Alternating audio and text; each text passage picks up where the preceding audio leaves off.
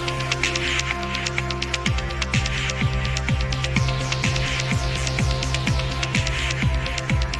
दोस्तों, मैं सरिता आपका सनराइजर एजुकेशन विला चैनल में स्वागत करती हूँ। आज का हमारा विषय रहेगा वैदिक समाज की, वैदिक सभ्यता की राजनीतिक स्थिति। उस समय की क्या राजनीतिक पोजीशन होती थी।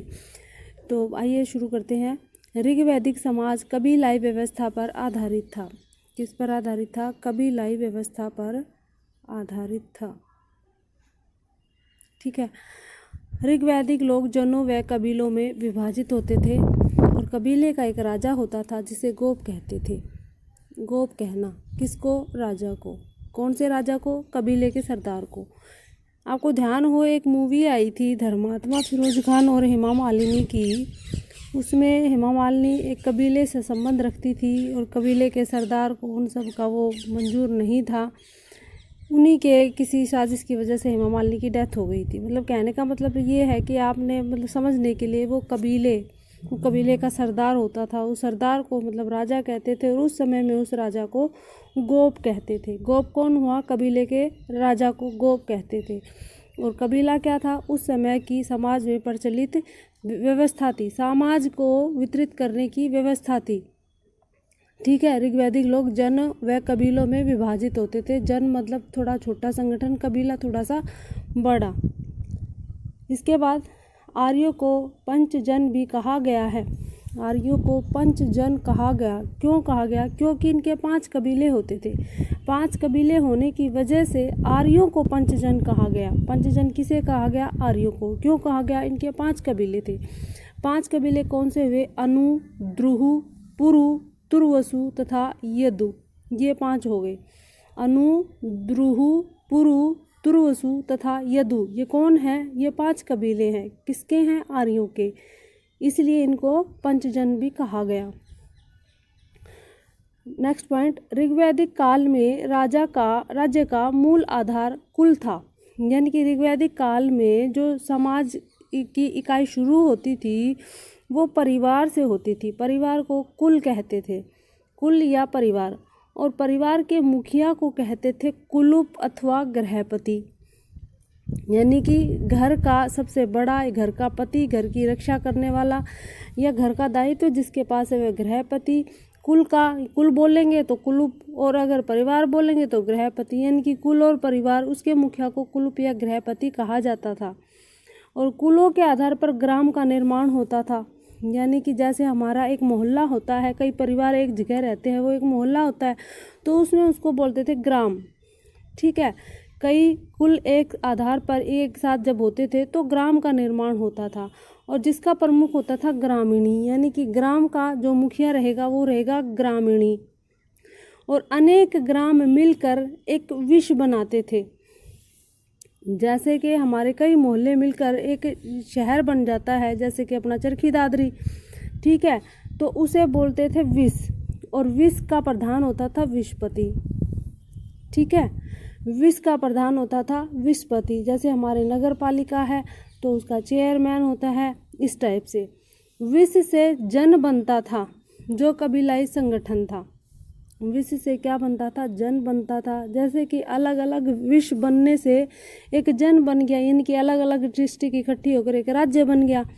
ठीक है। इस टाइप से जो कबीलाई संगठन होता था और इसका प्रमुख प्रधान जनपति होता था। जैसे कि मुख्यमंत्री के अनुसार आप लगा सकते हो। यानी कि इस टाइप से आप समझ सकते हो कि ऋग्वैदिक काल में राज्य का मूल आधार कुल या परिवार था। परिवार के मुखिया को कुलुप तथा गृहपति कहा जाता था। कुलों के आधार पर ग्राम का निर्माण होता था और ग्राम के मुखिया को ग्रामीणी। इसी प्रकार अनेक ग्राम मिल गए तो उनको विश्व बोलते थे और विश्व का जो प्रधान होता उसे विस्पति कहते। विश्व से जन बनता, जो कबीलाई संगठन का प्रमुख था, इसका प्रधान जनपति होता था। ठीक है। विश्व से जन बनेगा तो जन का प्रधान कौन हुआ? जनपति हुआ। इसी टाइप से अगर आप नीचे देखें तो सबसे बड़ा हुआ राजा। राजा के जो नीचे रहेगा पुरोहित, उसको मान सम्मान समाज में मिलता था। उसके नीचे रहेगा विस्पति, फिर ग्रामणी और फिर कुलुप। ठीक है। नेक्स्ट पॉइंट हमारा 10 राज्य युद्ध। 10 राज्य युद्ध क्या होता था भाई? 10 राज्य युद्ध 10 राजाओं के साथ युद्ध। 10 मतलब 10 राज्य मतलब राजाओं के साथ युद्ध, 10 राजाओं के साथ युद्ध। ये युद्ध कहाँ हुआ था? ये रावी नदी के तट पर। प्राचीन नाम इसे परुष्णी बोलते थे। रावी नदी का प्राचीन नाम रहेगा परुष्णी। तो परुष्णी नदी के तट पर 10 राज्य युद्ध हुआ था, 10 राजाओं के बीच हुआ था। किसके साथ हुआ? भरत वंश के राजा सुदास के साथ हुआ था। भरत वंश के राजा सुदास कौन थे? भरत वंश से संबंधित थे। क्यों प्रसिद्ध हुए ये, मतलब कैसे प्रसिद्ध है? यहाँ पर अगर ऋग्वैदिक काल की बात करें तो राजा सुदास के साथ 10 राजाओं ने मिलकर युद्ध किया था, इसलिए इस युद्ध को 10 राज्य युद्ध की संज्ञा दी गई। अब 10 राजा कौन थे? ये थे 5 आर्य और 5 अनार्य, यानी कि 5 तो आर्य जो जनजाति है और 5 अनार्य जो आर्य नहीं थे, उनके बीच में युद्ध हुआ और अंत में इस युद्ध में राजा सुदास की विजय हुई। भरत वंश के जो राजा हैं, भरत राजा हैं, उनकी विजय हुई और इस युद्ध का वर्णन ऋग्वेद में किया गया है। तो क्लियर हो गया आपको? 10 राज्य युद्ध 10 राजाओं के साथ हुआ था। भरत वंश के राजा सुदास के साथ हुआ था, रावी नदी के तट पर हुआ था। 10 राजाओं के बीच में 5 आर्य थे और 5 अनार्य थे। क्लियर यहाँ तक?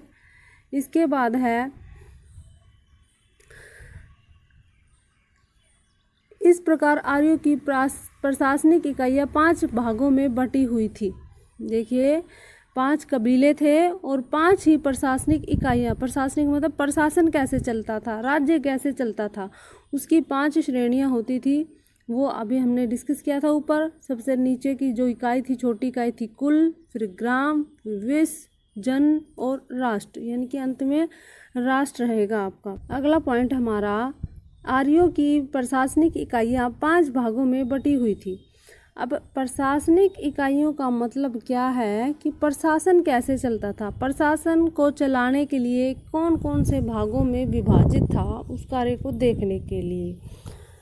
जैसे कि हमारी सरकार होती है, मुख्यमंत्री होती हैं, उसके नीचे अलग अलग जो बोर्ड होते हैं, मेंबर होते हैं, वो देखते हैं। अलग अलग विभागों के अध्यक्ष होते हैं, फिर उनके नीचे और ऑफिसर होते हैं, C grade, B grade, D grade, यहाँ तक आ जाते हैं। तो इस टाइप से तो प्रशासन जो चलता था ऋग्वैदिक काल में, तो सबसे छोटी इकाई होती थी कुल, उसके बाद ग्राम, फिर विश्व, जन और राष्ट्र, यानी कि सबसे बड़ी इकाई रहेगी राष्ट्र, सबसे छोटी इकाई रहेगी कुल।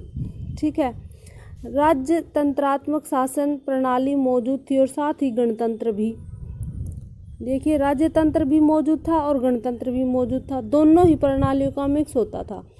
राज्य का प्रमुख कार्य या कर्तव्य कबीलों की रक्षा करना होता था। राज्य का प्रमुख कार्य क्या हुआ? कबीलों की रक्षा करना। राजा काम क्या करेगा? कबीलों की रक्षा करेगा। कबीले क्या करेंगे?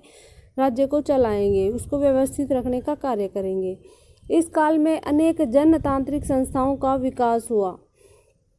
जनतांत्रिक मतलब जनता से संबंधित जो संस्थाएं हैं उनका विकास हुआ, जिसमें सभा, समिति और विदत प्रमुख हैं। सभा, समिति और विदत, अब 3 चीज़ याद रखिए। इस काल की जनतांत्रिक संस्थाएं थी जिसमें सभा, समिति और विदत प्रमुख हैं। इन संस्थाओं में सामाजिक, राजनीतिक, धार्मिक और आर्थिक प्रश्नों पर चर्चाएं होती थी। मतलब कुल मिलाकर के क्या है, समाज को चलाने के लिए या समाज के जो आधार हैं उन सब पर इनकी चर्चा होती थी, राजनीतिक, सामाजिक, धार्मिक और आर्थिक। और साथ ही इस काल में जो महिलाएं हैं वो राजनीति में भाग लेती थी। महिलाएं भी राजनीति में भाग लेती थी। जैसे आज के टाइम में महिलाएं राजनीति में भाग ले रही हैं, वैसे उस समय भी महिलाएं राजनीति में भाग लेती थी। सभा और विदत परिषदों में महिलाओं की भूमिका सक्रिय थी। ठीक है, राजनीतिक संस्थाएं थी ये सभा, विदत और परिषदों में महिलाओं की सक्रिय भागीदारी थी। तो इनमें सभी प्रकार की चर्चा होती थी, राजनीतिक, सामाजिक, धार्मिक और आर्थिक सभी प्रश्नों से संबंधित चर्चा होती थी और महिलाएं इसमें भागीदारी करती थी, यानी कि उनके हर क्षेत्र में उनका वर्चस्व था, महिलाओं की भागीदारी थी। और साथ ही देखो सभी आ गए तो इसमें राजनीति भी आ गई, तो इसलिए महिलाएं राजनीति में भी हिस्सा लेती थी, उनका प्रमुख मतलब वर्चस्व रहता था। सभा और समिति राजा को सलाह देने वाली संस्थाएं थी। अभी देखो सभा, समिति और विदत प्रमुख आया था, तो सभा और समिति का प्रमुख कार्य क्या होगा?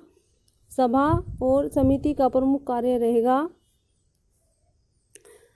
राजा को सलाह देना सभा और समिति का प्रमुख कार्य रहेगा। और सभा समिति के बीच में क्या डिफरेंस रहेगा कि सभा श्रेष्ठ और संभ्रांत लोगों की संस्था थी, यानी कि जिन लोगों का प्रभुत्व होता था समाज में, उन लोगों की जो संस्था होती थी उसे सभा बोलते थे।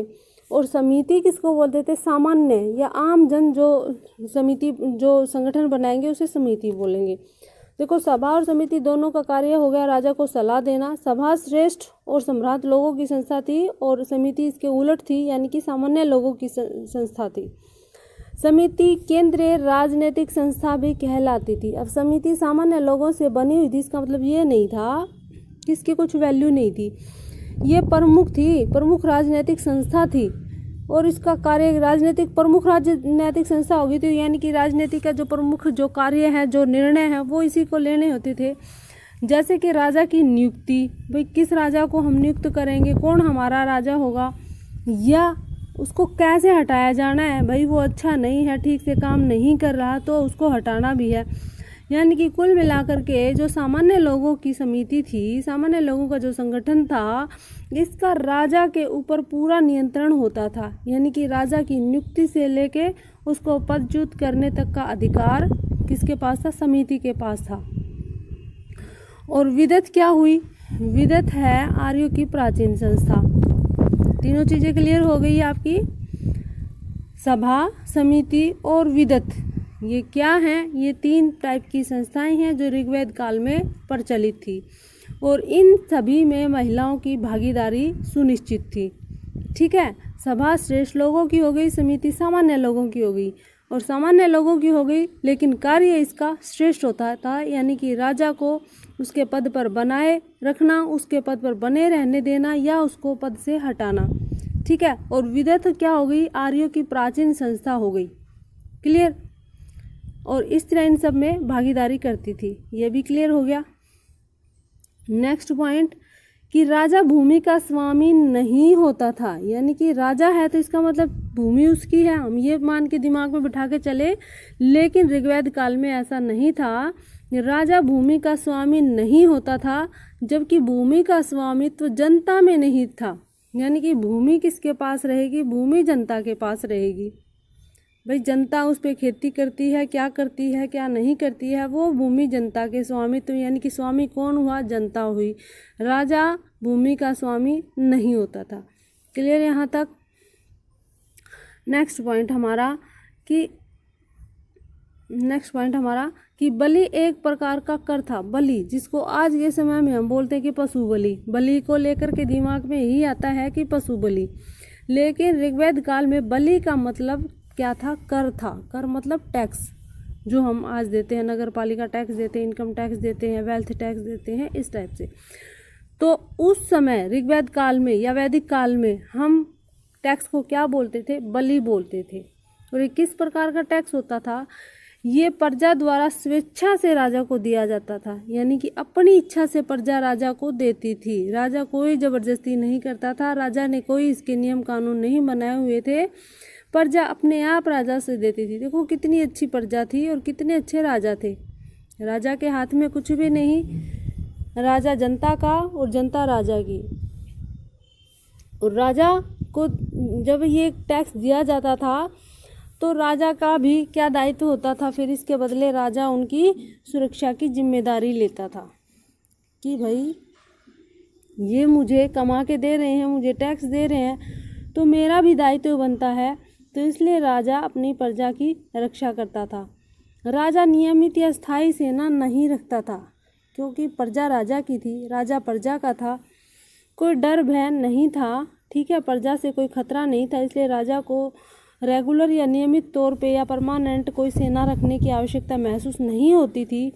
लेकिन अगर किसी विदेशी शत्रु से या बाहरी किसी संस्था से या बाहरी किसी क्षेत्र से नुकसान की आशंका होती या युद्ध की आशंका होती, तो उस समय जो प्रजा होती थी, जो नागरिक होते थे, वो सब संगठित होकर के रक्षा करते थे, राज्य की रक्षा करते थे। और ये जो सेना होती थी, इसको व्रात, गण, ग्राम और सर्ध नाम की जो टोलियों में विभाजित किया जाता था और उसके आधार पर ही ये अपना कार्य करती थी। यानी ये सैनिक व्यवस्था थी, वो 4 भागों में डिवाइड थी, रात, गण, ग्राम और सर्द। ठीक है, इन नामों से ये संस्थाएं विभाजित होती थी। कौन सी? सैनिक संस्थाएं, जो युद्ध के समय राज्य की रक्षा करती थी और राजा स्थायी या परमानेंट सेना नहीं रखता था। नेक्स्ट पॉइंट, ऋग्वेद में राजा को गोप्ता जनस्य, ऋग्वेद काल में गोप्ता जनस्य की संज्ञा दी गई किसको? राजा को। इसका मतलब होता था कबीले का संरक्षक।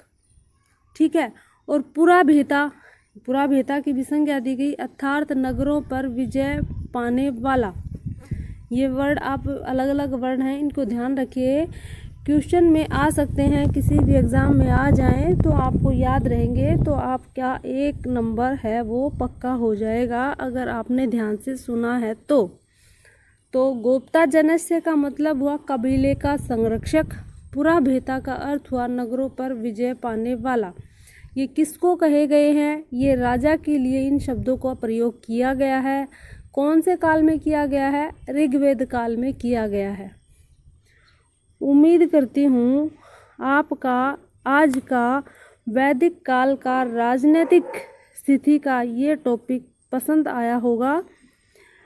अगर आपको किसी भी प्रकार की कोई शिकायत है तो कृपया कमेंट कीजिए। आपका स्वागत है। धन्यवाद।